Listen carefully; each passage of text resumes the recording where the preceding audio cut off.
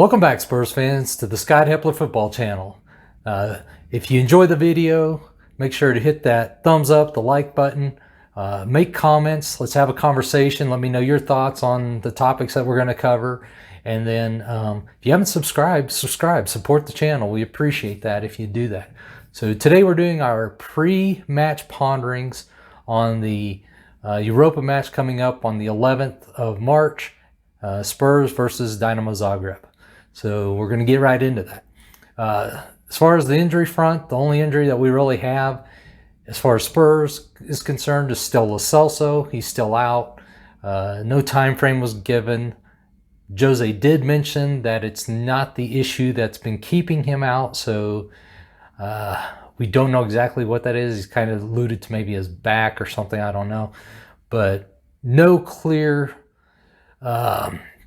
understanding what's going on with Lo Celso and when he'll be back. But someone we definitely need to get back in the squad. We get him back, we have a full squad. He provides something that our other central attacking midfielders don't. And it's just great to have all our options on the table with all these matches that we have coming up. So we're going to get right into our ponder upon this. Ponder upon this. I want you all to ponder upon this and leave your comments down below.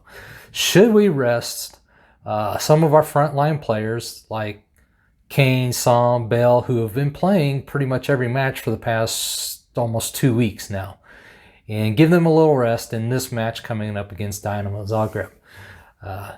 In my opinion, I think we probably should, but that's just me. Jose's going to do what Jose's going to do, and it's been working right now here recently, so can't really argue with it now unless we get a major injury or something, because Son is definitely showing some signs of fatigue, even though he's being effective in creating assists and dangerous plays for the team. He's just not quite got that burst he usually does. So definitely someone that needs a break, I think, but I don't know that he's going to get it. Then Kane, he's been working up and down the pitch like crazy. So him being part of the break, where they get a break, is probably good. And Bale, we just don't want to allow him to regress back into his injury situation. So just let me know what y'all think on that. As far as the Spurs, we're sitting in 7th in the Premier League. Dynamo's sitting at the top of their table in their league. So they're the top dog. So they're not doing too bad. They're playing good.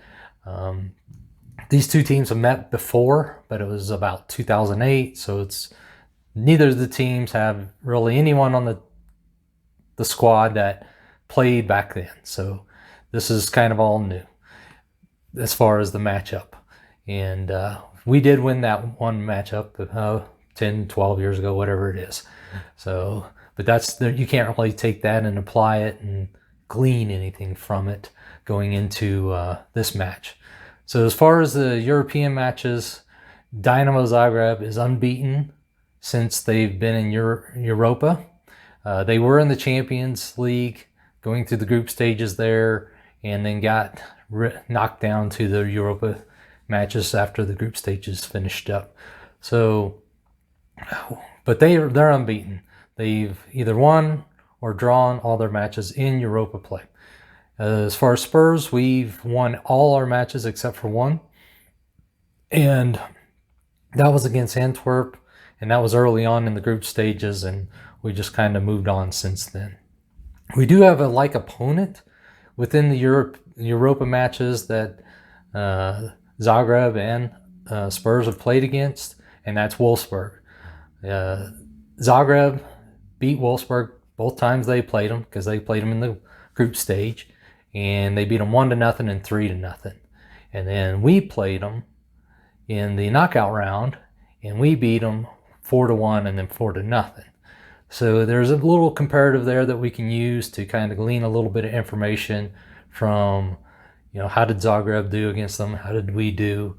One of the things I would probably mention within the comparative on those is that the second leg of the knockout round that we played against Wolfsburg, we played largely our second players. So not like Kane, Son, Bale, our frontline players as much. And, where they played 3-0, we won 4-0. So you can take a little bit from that and glean a little from that. So, but Zagreb's not a team you want to take lightly. They have quality players. They do usually make it to the Champions League every year, so they play high quality competition on a year in year out basis. Their team, at least right now, has 3 scorers that have double-digit scores. They have 6 players that have 5 or more assists.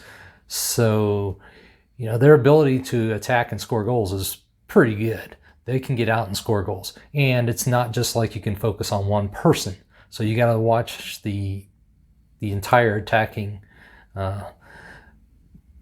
contingent that they put forth, because they can either make the pass and get an assist, or they can put it in the back of the net. So they're kind of dangerous all across the width and depth of the pitch.